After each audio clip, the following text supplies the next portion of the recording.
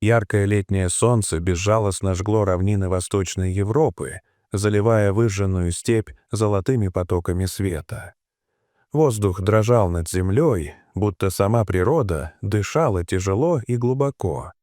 Вдали колыхался мираж, идущие по равнине силуэты зубров казались призрачными, почти нереальными. Среди них, под защитой могучего стада, шагал молодой зубренок по имени Брун. Он только недавно уверенно встал на ноги и теперь с неподдельным интересом исследовал окружающий мир. Зубры двигались не спеша, следуя знакомому маршруту, от одного лесного ручья к другому. Они были осторожны, внимательно прислушивались к каждому звуку, улавливали малейшие вибрации почвы. Главой стада была старая мудрая самка по имени Веста.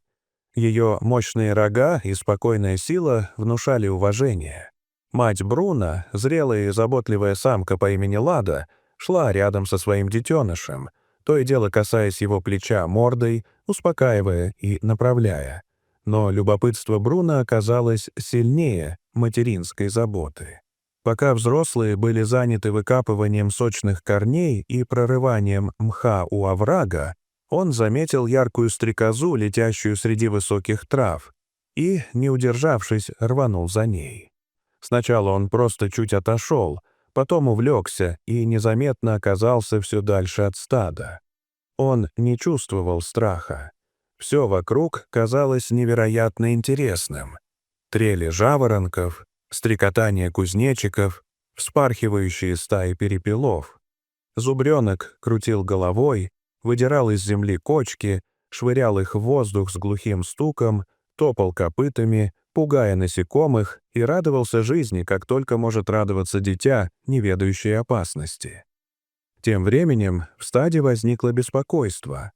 Лада подняла голову, огляделась, громко заревела, призывая сына.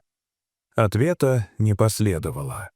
Она зарычала снова, теперь громче и тревожнее. Другие взрослые насторожились. Веста приблизилась, прижала уши, вытянула ноздри, улавливая запахи. В воздухе чувствовалась тревога. Тем временем Брун оказался в незнакомой части степи. Трава становилась гуще, тени реже. Звуки вокруг стихли. Даже стрекотание насекомых будто исчезло. Он остановился, поднял голову, прислушался. Его инстинкты, еще слабые, но настоящие, подсказывали. Нужно быть начеку, и тогда он заметил движение. Из травы, словно живые тени, начали появляться волки. Они шли медленно, слаженно, без звука. Это была крупная стая.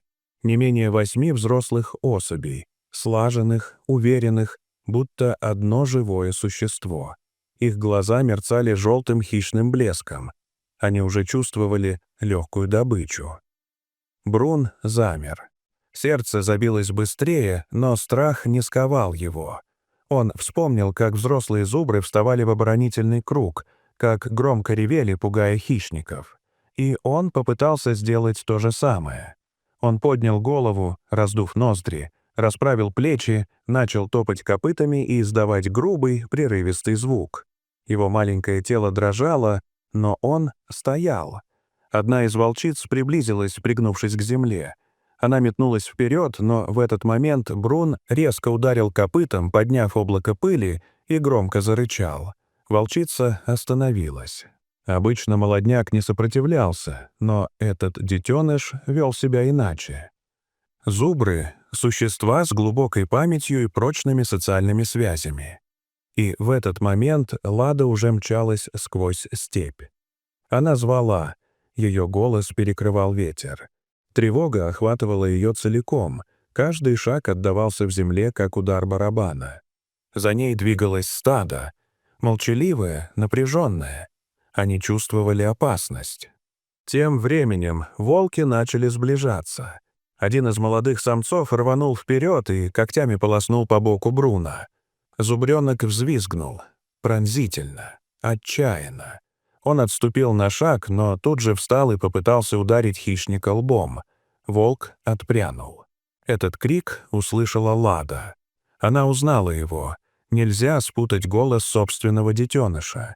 Ее ответный рев разнесся над степью, грозный и властный. Она неслась, будто сама земля уступала ей дорогу. Через мгновение она ворвалась в круг волков. С рыком, не сбавляя скорости, она бросилась на врагов. Те отпрыгнули, испугавшись ярости матери, но не исчезли. Они кружили, ища слабое место. Брун прижался к ноге матери, дрожа, но стоял. Он уже знал, что значит сражаться. И вдруг послышался новый гул. Земля затряслась сильнее. Из-за холма один за другим появились массивные силуэты. Стадо зубров, старые быки, самки, молодые бычки с матерями двигалось быстро и решительно. Их глаза были полны ярости и силы. Они выстроились полукругом, образовав живой заслон между волками и детенышем. Некоторые топали, поднимая клубы пыли. Веста вышла вперед, ее взгляд был полон угрозы. Она качнулась из стороны в сторону, грозно мотая головой. Волки колебались. Добыча ускользала. Голод толкал их вперед, но разум подсказывал отступить. Они делали ложные выпады, но уже без прежней решимости. И тут раздался звук моторов. Из-за зарослей выехали машины службы охраны заповедника. Люди в выцветшей форме действовали четко, спокойно. Они заглушили двигатели, чтобы не нервировать животных.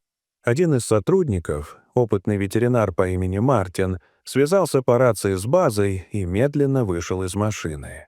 Он уже не раз сталкивался с подобными ситуациями. Знал, как вести себя среди зубров. Стадо уловило запах людей. Знакомый, нейтральный. Веста позволила ему приблизиться к Бруну. Зубренок дрожал, но не отступал. Мартин быстро обработал рану, наложил повязку, сделал укол. Все это время Лада стояла рядом, мягко касаясь сына мордой. Как будто говорила: «Все хорошо, ты в безопасности». Когда джипы уехали, зубры еще долго стояли на месте.